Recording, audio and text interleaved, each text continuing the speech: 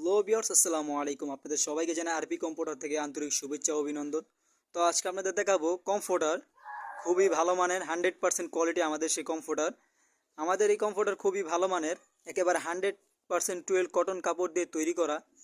আর আমাদের এই ফাইবারটা যেটা থাকবে আপনার ভিতরে, যেটা ফেদার টাচ ফাইবার, খুবই ভালো মানের একটা ফাইবার আমাদের।